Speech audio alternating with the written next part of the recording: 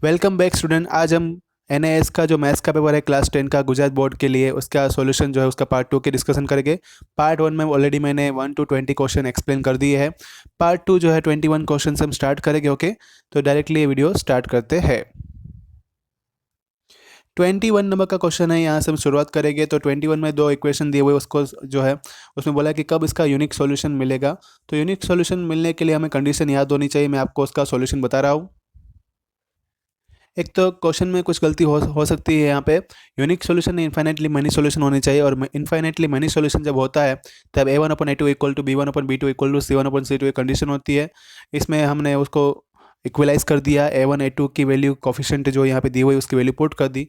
पहले दो को हम यहाँ पे इक्वलाइज करेंगे तो हमें p प्लस क्यू का एक इक्वेशन मिलेगा।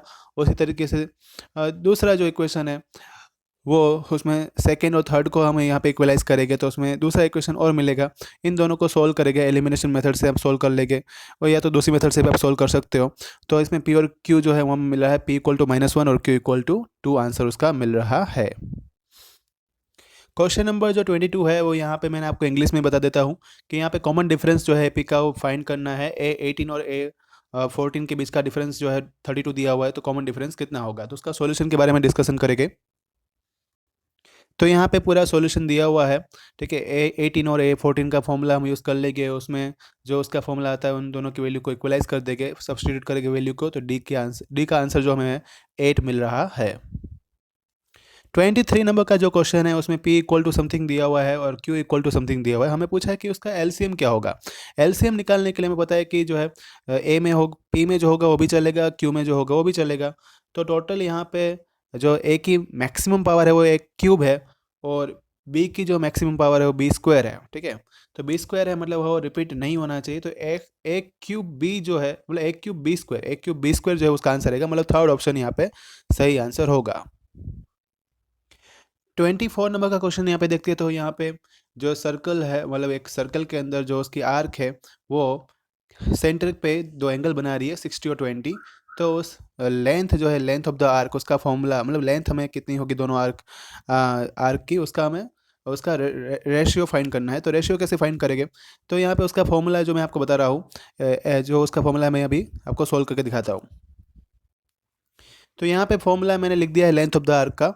L1 equal to πr1 theta upon 180 और मतलब रेडियस तो यहाँ पे सेम ही है, तो πr थीटा अपॉन 180 और L2 equal to πr theta 2 equal to upon 180। तो इसमें सब कुछ कट जाएगा, बचेगा क्या, थीटा 1 और थीटा 2। तो थीटा 1 हमें दिया था 60, थीटा 2 दिया था हमें 20। उन दोनों को रिड्यूस कर दिया, आंसर आया 3:, मतलब 3/1। तो ये फाइनल आंसर होगा। क्वेश्चन 25 जो है यहाँ पे सर्कल दिया हुआ है। सर्कल में एक हमें जो है डायमीटर दिया हुआ है ए बी और ए डी दिया हुआ है और कॉर्ड यहाँ पे दी हुई है ए बी। तो उसमें ए बी जो है उसकी लेंथ दी हुई है 30, ए डी की लेंथ दी है 34। ठीक है, तो ए डी का तो आधा हम कर देंगे तो वो हो जाएगा 17 और ए बी जो है उसका आधा हम करेंगे तो वो कितना हो जाएगा 15। ठीक है, तो डायग्राम जो बनेगा और उसका सॉल्यूशन मैं आपको बताता हूँ। यहाँ पे ऊपर का डायग्राम देखो सर्कल वाला, उसमें 17 और 15 मैंने लिख दिया है। सी ओ जो है हमें फाइंड करना था, तो वो क्या होगा, पाइथागोरस थ्योरम से फाइंड हो जाएगा। 17 का स्क्वायर में से 15 का स्क्वायर माइनस कर दो, 289 में से 225 माइनस करेंगे 64 बचेगा। 64 का स्क्वायर रूट कितना होगा, 8। वही अपना फाइनल आंसर होगा। 26 में एक साइक्लिक जो है कॉन्सेंट्रिक एक कॉन्साइक्लिक सर्कल दिया हुआ है। ठीक है, सर्कल इंस्क्राइब द क्वाड्रिलेटर ऐसा भी उसको बोल सकते हैं। और यहाँ पे P D Q B R C और एस डी की लेंथ दी हुई है, तो पी क्यू कितना होगा हम फाइंड करना है। मैं आपको टोटल यहाँ पे सॉल्यूशन दिखाता हूँ कैसे फाइंड करेंगे। ये सर्कल चैप्टर का जो है क्वेश्चन है, उसमें पी डी अगर 4 होगा तो पी ए भी कितना होगा, 4 होगा। अगर क्यू बी 3 होगा तो क्यू ए भी 3 होगा। ठीक है, और एस डी 5 है तो एस सी भी 5 होगा। आर सी अगर 6 है तो आर बी भी 6 ही होगा। लेकिन हमें ज़रूरत थी यहाँ पे पी क्यू की। तो पी क्यू क्या होगा, P A plus A Q. P A हमारे पास नहीं था, हमारे पास पी डी था, तो हमने पी डी कितना दिया था 4। ए क्यू हमारे पास नहीं था लेकिन क्यू भी हमारे पास था, तो हमने क्यू बी या तो बी क्यू जो भी बोले वो 3 पुट कर दिया। 4 + 3 कितना होगा, 7। तो 7 अपना फाइनल आंसर होगा। अब आ रहा है क्वेश्चन नंबर 27 में जो है यहाँ पे एक सर्कल दिया हुआ है, उसमें ए ओ बी का मेजरमेंट दे दिया है 90 डिग्री और दूसरा दिया है ए बी सी का मेजरमेंट 30 डिग्री। तो सी ए बी हमें पूछा हुआ है, सी ए बी कैसे फाइंड करेंगे। ठीक है, तो उसके लिए मैं पूरा सॉल्यूशन यहाँ पे दिखा रहा हूँ। एक बात हमें यहाँ पे याद होनी चाहिए कि ओ ए और ओ बी जो है वो रेडियस यहाँ पे है, तो वो यहाँ पे आइसोस्केलेस ट्रायंगल है, उसमें से एक एंगल हमें दे दिया था 90, तो एंगल ए और एंगल बी तो इक्वल ही था, मतलब वो कितना हो जाएगा, वो हो जाएगा ओ ए बी इक्वल टू, हाँ मतलब 180 में से 90 माइनस कर दो, यही मैंने किया यहाँ पे। ओ ए बी मुझे मिला 45, तो सीधी बात है ओ ए बी अगर 45 है तो ओ बी ए भी 45 होगा, ठीक है, लेकिन अभी मुझे ज़रूरत है ओ ए बी की, तो मैंने ले लिया 45। अब है दूसरी बात, ए सी बी जो है वो कितना होगा, तो क्या वो ए ओ बी जितना होगा उससे आधा होता है, ठीक है, क्योंकि वो बड़े जो है सर्कल की उस मतलब कि जो उसका रीजन जो बड़ा है उस साइड लगाई गई एक आर्क है मेजर रीजन में, ठीक है, माइनर माइनर सेगमेंट में नहीं है, मेजर सेगमेंट में लगाई गई आर्क थे, तो उसमें वो कितना एंगल हो जाएगा, 90 का हाफ हो जाएगा, मतलब ए सी बी जो है 45 होगा, यहाँ पे 90 का आधा। तो सी ए बी पूछा था, सी ए बी जो है कितना होगा, तो क्या 30 प्लस 45 है, उसको 180 में से माइनस कर देंगे, तो सी ए बी हमें मिलेगा 105। अब यहाँ पे 28 क्वेश्चन में तो कुछ गलती है कि क्या फाइंड करना है, वो दिया ही नहीं है, तो उसको सोल्व करने की ज़रूरत नहीं है, ठीक है, वो गलती जो भी है वो नज़रअंदाज नहीं कर सकते हम। नेक्स्ट है जो है मतलब कि उसका सॉल्यूशन है वो फिर से वो प्रोवाइड करेगा, तब देखेंगे, क्योंकि ऐसे अगर फाइंड करेंगे तो वो मिल तो जाएगा आंसर, लेकिन क्वेश्चन ही जब आधा दिया है तो कैसे फाइंड करेंगे।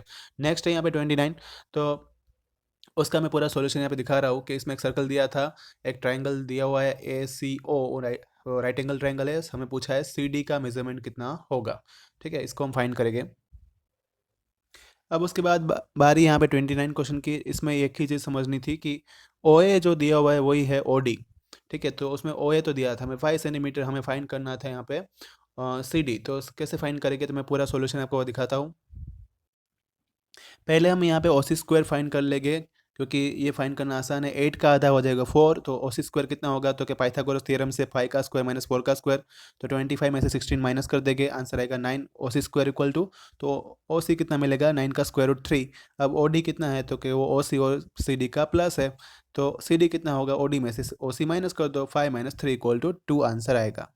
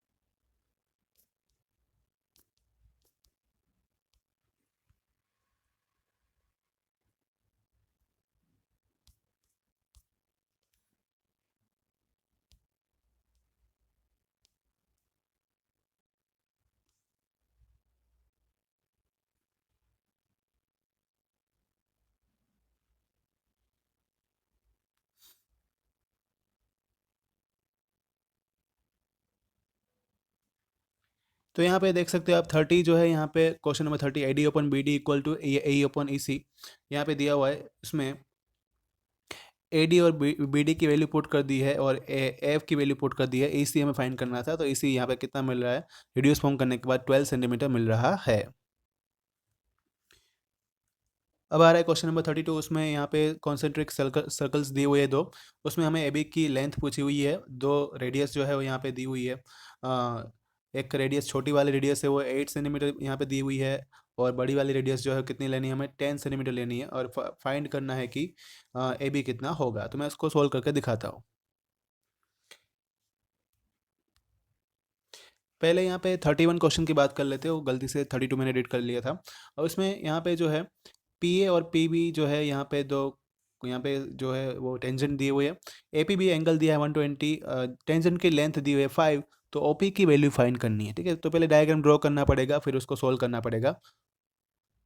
तो आप यहाँ पे देख सकते हैं कि मैंने डायग्राम बना दिया है, पी ए और पी बी उसके टेंजेंट है, जिसकी लेंथ यहाँ पे 5 5 सेंटीमीटर, यहाँ पे एंगल दिया था 60 डिग्री, ठीक है, तो cos 60 का मैंने फॉर्मूला यूज़ कर लिया, याद होगा आपको chapter number 8 trigonometry, adjacent upon hypotenuse, उसका फॉर्मूला यूज़ किया है, उसमें cos 60 की वैल्यू होती 1/2, और ओ पी हमें फाइंड करना था, ओ पी कितना होगा, तो कि 5 × 2 मतलब कि 10 सेंटीमीटर, उसका डायरेक्ट आंसर आ जाएगा।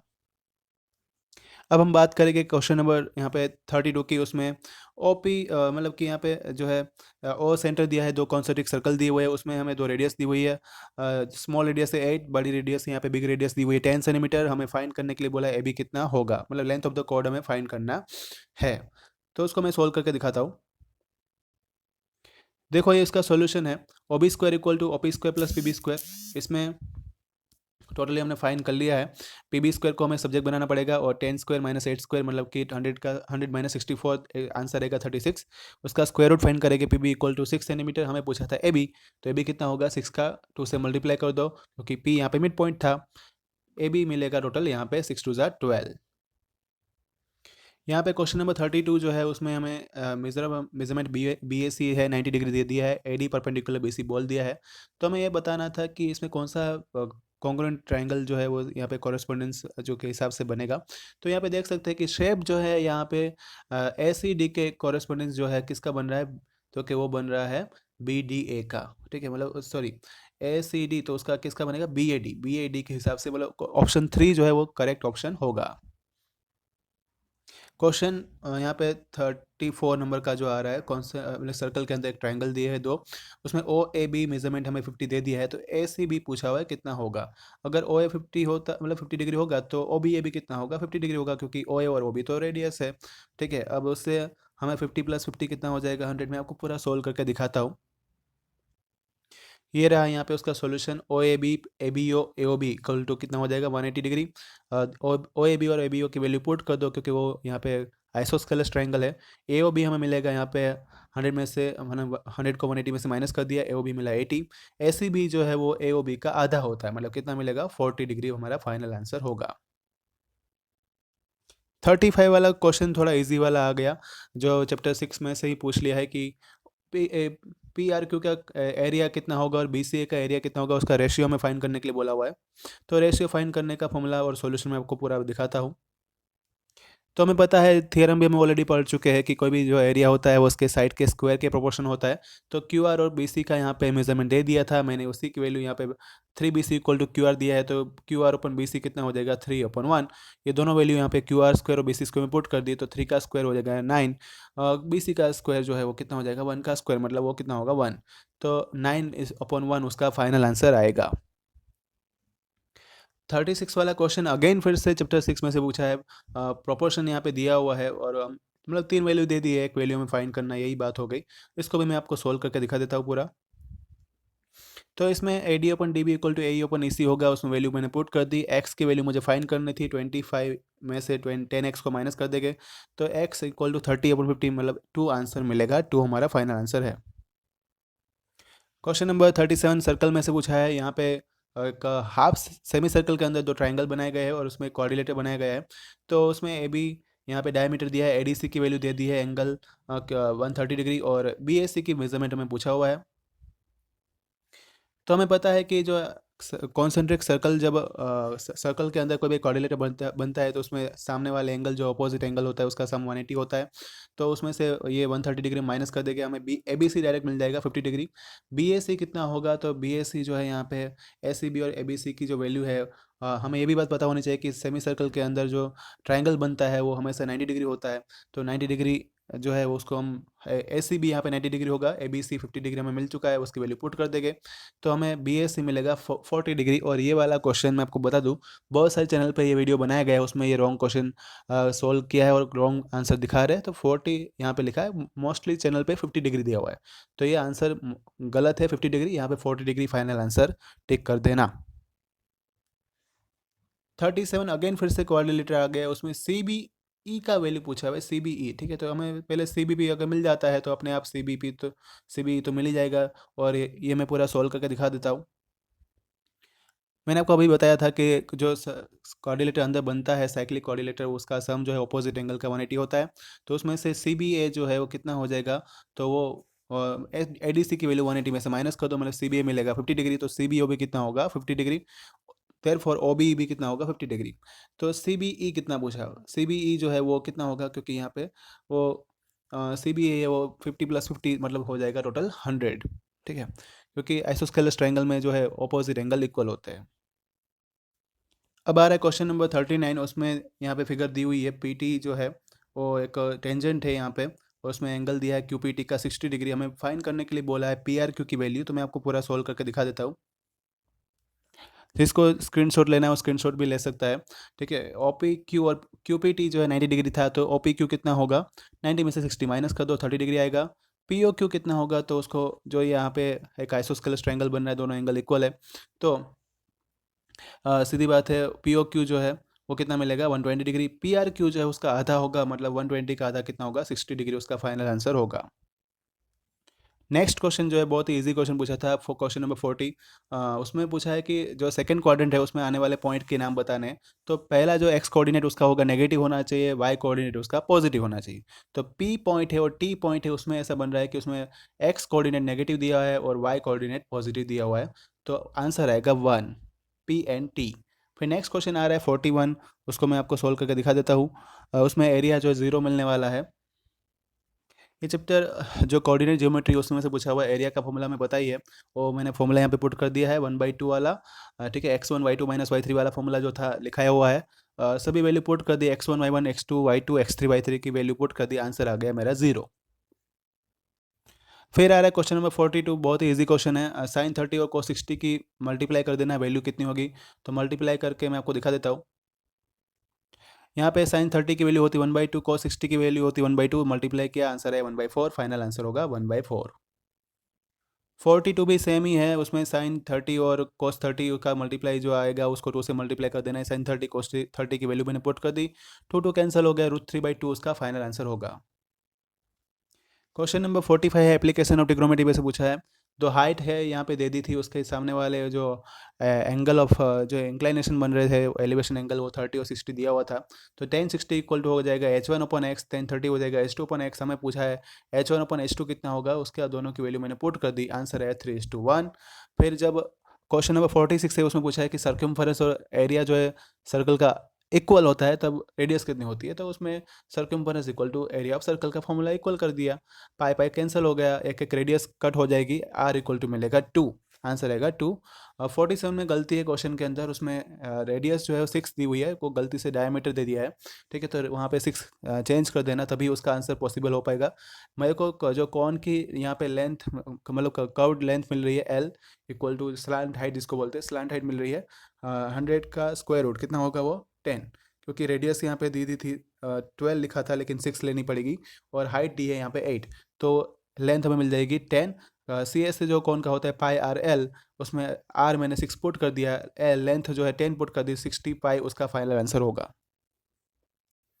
ओ, ये क्वेश्चन नंबर 44 बाकी रह गया। क्वेश्चन 44 का मैं सॉल्यूशन दिखा देता हूँ। उसमें टेन थीटा जो है, उसमें थीटा की वैल्यू 30 पुट करना है, देखते हैं उसका आंसर क्या आता है। तो 10 30 की वैल्यू मैंने पुट कर दी, आंसर जो है उसका निकल रहा है। सॉल्यूशन पूरा जो करना पड़ेगा सिंप्लीफाई करके, सिंप्लीफाई करने के बाद आंसर मिला है √3, उसका फाइनल आंसर आएगा। अब मैं आपको आंसर दूंगा 48 नंबर के क्वेश्चन का। उसमें 6 जो है लेंथ दी है, एक क्यूब क्यूब हमें दिया हुआ है, उसमें से 2 सेंटीमीटर वाले कितने क्यूब बना सकते हैं, उसका आंसर यहाँ पे सोल्व करना है उसको। तो आप देख सकते हो यहाँ पे कितने यहाँ पे क्यूब बन सकते हैं। तो जो क्यूब का जो वॉल्यूम होता है वो कितना होता है, तो कि एक का क्यूब, यहाँ पे लेंथ ब्रेथ और हाइट तो सेम ही होती है, तो मैंने 6 पुट कर दिया। छोटा क्यूब जो बनाने वाले हैं उसकी लेंथ ब्रेथ और हाइट भी इक्वल होगी, मतलब 2 मैंने पुट कर दिया, वो कट जाएगा ऊपर, 2 3 6 है, तो टोटल 3 का जो है मल्टीप्लाई 3 बार करेंगे 27, उसका आंसर मिलेगा। तो फाइनल आंसर आएगा 27।